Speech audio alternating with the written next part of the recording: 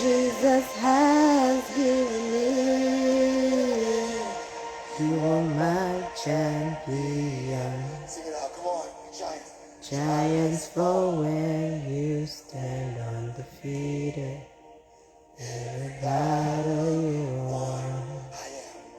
I am who you say I am. You crown me with confidence. I am seated in the heavenly place, undefeated. By the power of your name, I am seated in the heavenly place. The one who has conquered.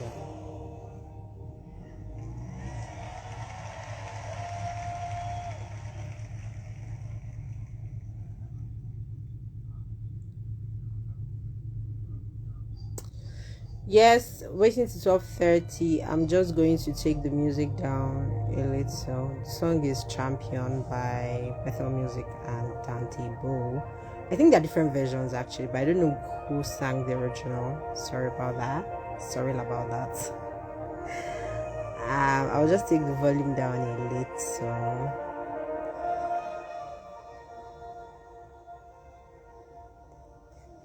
Yes, so let's go right into it. Today's devotion is day 18. Is God not awesome? Like in my mind, I'm just like I can't really wait to be like day 31. So yeah, today's devotion is day 18, and day 18 is titled The Dangers of Assumption. The good thing is today's devotion, today's focal passages are also the focal passages for yesterday, which are found in Esther chapter 6 verses 4 to 14, and it's still the same story where Haman goes to the king to tell the king that he has set up a pole that he wants Mordecai to be impaled upon. And then when he gets there, the king asks him another question and says, what do I do for a man that I want to honor?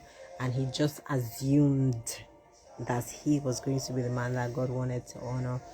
And that's day 18. Day 18 talks about the dangers of assumption. The Bible passage, the anchor verse for the daily devotions, is found in Ezekiel 36:26, and God speaking there says, I will give you a new heart and I'll put a new spirit in you. I'll take out your stony, stubborn heart and give you a tender, responsive heart. So it's very dangerous to make assumptions and jump into conclusions. Extremely dangerous. Extremely. We do it all the time. You see people say, oh, just assume that if a woman is driving a car, it's her husband that bought it for her. If a man and a woman are in a restaurant, you just assume that is the man that's going to pay. What if it's the woman taking the man out? So it's good to just always ask. And then some people do it in such a way that you're even the one presenting the card, but they'll still be looking to the man to pay. I know that they're like gender questions, but again, just assume that because somebody's driving a particular car, the person is rich. You see it in the way they treat people. People talk to you shabbily because maybe you're not dressed properly, you're not like overly dressed. But when they just see you beside a car, say, this guy is rich, they start treating you differently. So it's very dangerous. The problem is not so in terms of like maybe stereotypes and prejudices, yes, that's assumption. Because you just assume that these things is fair, but also in terms of like ignorance. But the thing is, when you hear something you don't know for the first time, don't just assume. I mean, to be fair, I always thought like, so for example, and it may just be like ignorance, it may not be that deep, but for example, for a very long time, I just always assumed that laxatives helps people to sleep. I don't know where I got that impression. I don't know how I just arrived at that conclusion, but in my head somewhere, anytime I hear laxatives, I just assume that somebody was trying to use sleeping pills. It was not much later that I now found out that wait, laxatives are actually not for sleeping. They're to help people go to the toilet. And can you imagine if I'd just gone to embarrass my generation out there saying that laxatives helps people sleep? shudders. Like, so I know that sometimes it's at least one of two things. There are some things that when people say it and you don't know, you know that if I say that I don't know this thing, I'll be in serious trouble. So you just find a way to arrange yourself. That's when you leave that place, you go and learn what it means. But there are some times where you just have to ask, like, what's the worst that could happen? You can't kill me, you know. So sometimes the hallmark of intelligence when faced with an unknown situation to draw some connections from the surrounding context. Like one thing, because I I learned French and I'm fairly have limited proficiency in French. So one of the things we learned was like try not to, if you're doing a translation, try not to translate word for word, because you may like the context. So you need, when you look at the context, maybe if because you may not know the meaning of all the words. So sometimes the advice is to look at the context of the conversation or the passage. So you just get the idea that this is what it means. You may not get the meaning of that word, but you'll be able to say, oh, based on this context, this is the only logical conclusion. So in that case, it makes sense to assume, but not necessarily. If I just go and find out the answer, really. But assumption is dangerous. And as you can see from the passage that we read, that assumption cost him a lot.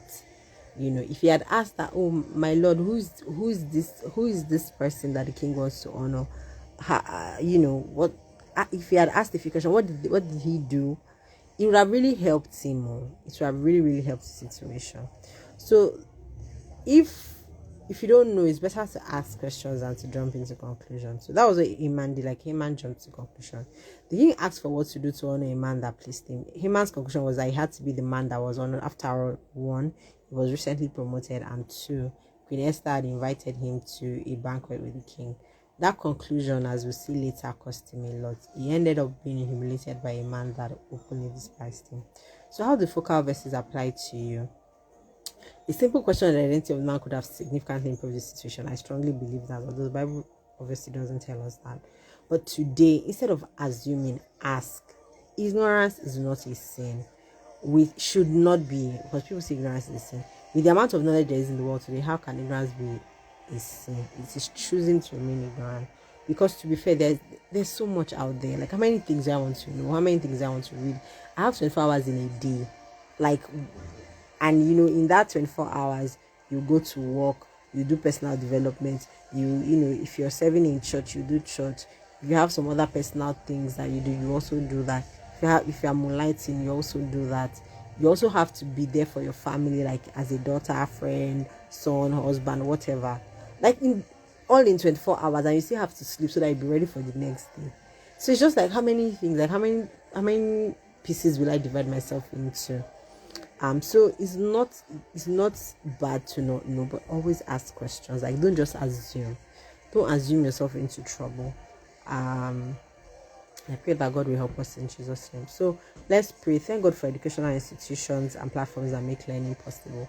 The good thing about education now is decentralized.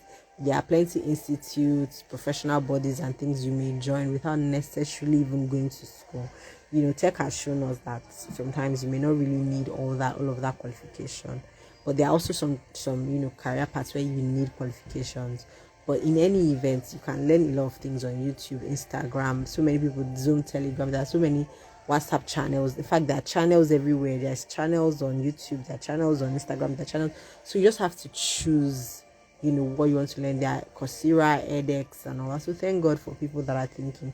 And there's so many in Nigeria that I even found out there's a university called Minerva. Like I think they also have like a lot of online, like National Open University. So thank God for education institutions. Even universities, like actual universities have like DLI programs, executive programs where they know that you're working so you can come and go. Thank God for the technical knowledge you have acquired in the course of building a career or business. That's one way we also learn. We learn by doing. We learn from experience that we get from interacting with clients, interacting with our colleagues. So thank God for that. Then ask God for grace to ask questions and seek clarifications instead of making assumptions. Ask God to take away the shame of, I don't know. That's why most people assume, because they are ashamed. They don't want people to know that they don't know. How will you not know this thing? I remember one time that I was going to Oshodi by public transport, and then, to be honest, what am I doing in Oshodi? I don't really have any business there, to be fair. And so when I was going to take proposal, I told the guy, the conductor, that please, I don't know the road. Once I get there, please let me know. He was like, eh? He was so shocked. I just laughed him with that. Just imagine if I had gone to sit. And the funny thing, when I even got there, when I got to the bus stop, they even had to tell me. I said, we have to shoot. He said, yes, I have to drop here. That there are two places, but because of where I was going, I had to drop at a particular place. So if I didn't say anything, can you imagine what would have happened? They would have taken me far away from my bus stop. So ask questions. It's not. I'm not ashamed. Personally, I've made up my mind. Like if I don't know something, I don't know. I will ask. The thing is that I can't be caught there not knowing it the second time. So once I've known it the first time, that's all. So ask God in His mercy to cause you to experience speed where your uninformed assumption has caused you to be stagnant. So in a way, when we assume things, not necessarily because sometimes we just assume, like the example I gave about the laxative thing. I don't know where I picked it up from. That I just assumed. I don't know, for a strange reason. I never thought to go back and check. It's just something I just felt in my head that laxatives. And so it could have, there are some things that we just assume in our head that cause us to be stagnant. So ask God in His mercy to cause you to experience speed where your uninformed assumption has caused you to be stagnant. So pray that all maybe the some of the mishaps you've encountered because you were assuming, that God should please in His mercy cause you to experience speed. So take action by doing this today. Meditate on the anchor verse. With a new spirit, you pursue knowledge relentlessly, seriously. And then, do you have a plan to constantly acquire knowledge and improve yourself? So if no, so draw up a plan. What's your plan? I will read a book a quarter. I like baby steps. So read a book a quarter. I feel like reading a book a month will be a little bit too much. I'm being honest here. Especially if you have so many other things going on for you. I'm not going to lie. I've looked at my schedule now, and once a month, maybe like a 50-page book. But if it's going to be like an actual, like maybe 200, 300 pages, doing it once a month may not work for me because, I have other things. I have plans to listen to sermons, to, also to pursue Bible study and things. So you need to be very honest with yourself and make a plan that works for you. Bearing in mind the activities that you're involved in. Then you can also speak to a mentor, a coach, a friend to help you, plan and all that. So you know how to arrange yourself accordingly. So yeah, that's the end of today's devotion. Do not assume. I take God beg you. So don't assume. Always ask questions and pray to God that all the damages that your assumption has caused, that in His mercy He should give you speed or He should reverse them. Pray God will help us in the name. So see you tomorrow by 12:30 p.m. The devotion is titled "When a Change of Heart is Too Late." So see you tomorrow. God bless you. Remember to be salt and light everywhere you go. Bye.